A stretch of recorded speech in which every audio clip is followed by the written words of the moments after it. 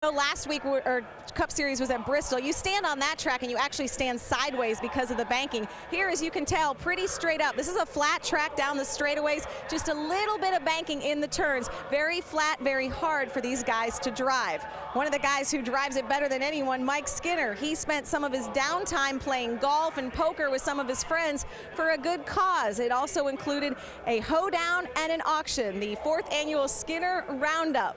Mike's wife, Angie, took us on a little sneak peek. Hey, race fans, welcome to the 4th annual Toyota Skinner Roundup Hoedown Bash. Follow me and see what this hoedown's all about. Here's our barn. We're selling t-shirts over here. I cut in the line. I know that's rude, but I am the host, so, you know, things like that happen. That is awesome. So here's another one of the activities. It's the wine toss, and you actually try to win a wine bottle. Okay, so I get no wine tonight. All right. Here's my husband trying to pretend like he's a superstar. I want a picture! I want a picture! Woo! So this is what you can do if you come to the hoedown. You get your picture taken with the cowboy, but he's mine. Hands off, girls. There's actually a bracelet that I kind of want to bid on, so follow me. Mike Skinner, you are going to buy your wife a bracelet this evening. That bracelet is mine. Mine! 12 and a half, now 15. Let's go home with you in it,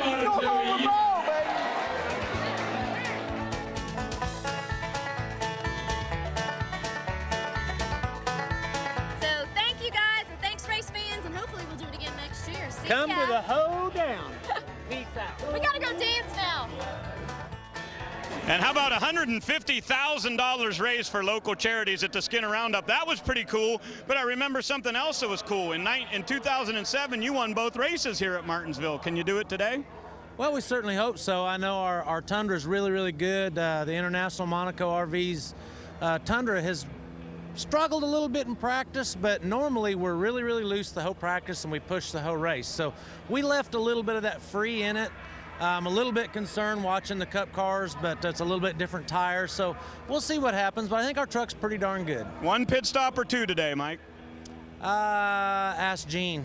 I think that's a no comment. I'm not sure. Krista? That's great. That would be Gene Need as crew chief for Mike Skinner. Very good here indeed. I'm now sitting on the wall. As we talked about, very tight pit stalls here at Martinsville. That could play a factor, whether it's one stop or two for Skinner and the boys. Skinner, very good. I wonder if one of his wins ranks as Phil Parsons or Michael Waltrip's favorite memory. Rick Allen, Phil Parsons, Michael Waltrip upstairs getting ready for this race. Hi, boys. How you doing, Krista? Actually, these guys have got a lot of choices. There were 22 previous races. Is Mike Skinner's, one of Mike Skinner's wins, one of your memory lane lookbacks? No. You? No, I don't think so. I mean, they were great, certainly, but what was your favorite memory? My favorite memory goes back 13 years ago this September when my hair looked just like that. That is beautiful. Let me tell you, Mike, you look great. It was 1997 when Rich Bickle won here at Martinsville.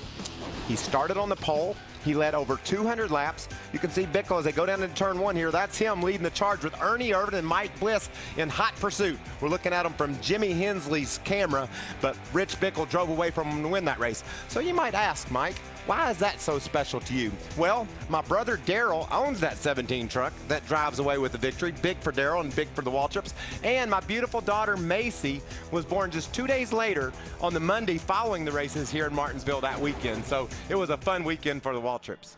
And Phil, how about you down memory lane? And it was pretty good for Rich Bickle, too. It wasn't too bad. Wasn't too bad. I'm telling you, I want to go back to 2004. Rick Crawford, I really want to go back to about 5 weeks before the race here at Martinsville. That was Rick making contact with Tina Gordon right there. And then his throttle hangs, no brakes, and it knocked him out. And he made extremely hard contact with the outside wall. Then he comes to Martinsville 5 weeks later. He broke his left foot in that accident.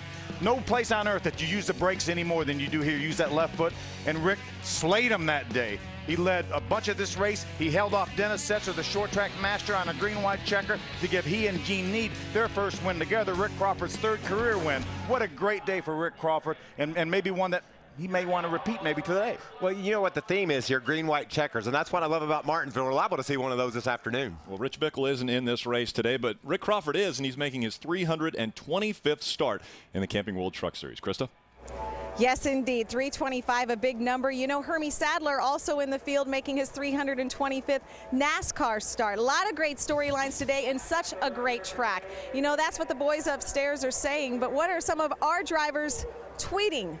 Yes, the NASCAR Camping World Truck Series is on Twitter. Make sure and log on to follow us now. Here's some of our favorite tweets of the last couple weeks. You know, Jennifer Cho Cobb is hoping her lead foot wasn't wasted yesterday. A speeding ticket on her way into the track. She was worried she'd miss the rookie meeting. Now apparently Matt Crafton is not joining the PGA Tour anytime soon. Before hitting the links, he warned the neighbor's dogs. And Timothy Peters testing during some of the downtime. He tweeted about it. Our drivers are following our tweets. Be sure you do the same. More from Martinsville on our Polaris setup. The drivers getting ready. They can't wait to take on this tough Virginia track. Stick with us on Speed. More to show you here from Martinsville. There's the GOAT. Stick around. Earlier today, Speed fans who bought a ticket to today's race got a bonus. Breakfast with some drivers. We were there too.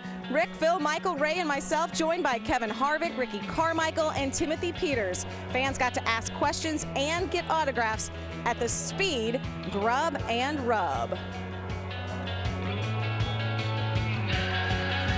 Welcome back to Martinsville. Speaking of grub, well, we are at the busiest place in the Martinsville garage. That would be the hot dog stand. All of these folks in line to get their now world famous Jesse Jones Martinsville hot dog. It is a delicacy. This is the only place you can get them.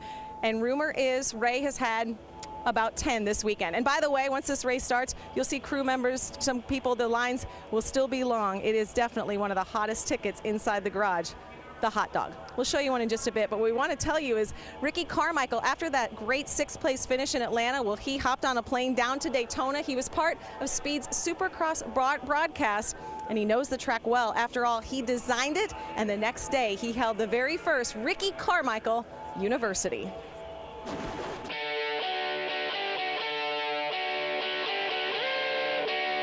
We've always hinted around about doing schools. There's a lot of cool stuff you can do, but when we came up with this idea to have an amateur race, we're like, man, we should have the Ricky Carmichael University the day after. There was testimony when we first went live with this in January, how quickly it sold out. I follow Ricky Carmichael on Twitter, and I saw one day he said, hey, I'm having RCU, Ricky Carmichael University, check it out. They're telling you what to do. You got to listen to them. They know what they're doing. They know how to get you better. And like I said, they are a huge part of the puzzle. We've got 110 guys. We broke the track down into five sessions, and each one of us have a section, and it's going awesome. And some of them are doing starts. Some of them may be doing double jumps. You got rhythm sections and whoop sections and the different aspects of racing. I think it's really important to help the young kids, obviously, that want to someday be where I was, or the recent current pros right now, to help them.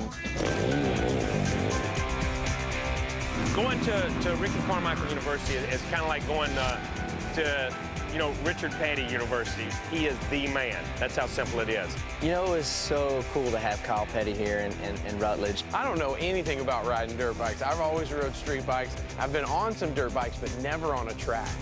We were fortunate enough that our parents seen that, okay, they got some talent, they want this. I see it in their actions and their hard work. And at that age, it's taking care of, being dedicated to help out with the bikes and air filters and all this stuff. It's important that this is a family organization. I believe that every student will leave here with much more knowledge than they came with, and will be much quicker and more efficient on the track. I enjoy the fans. I love the sport, so I'll always be in the sport somehow, some way.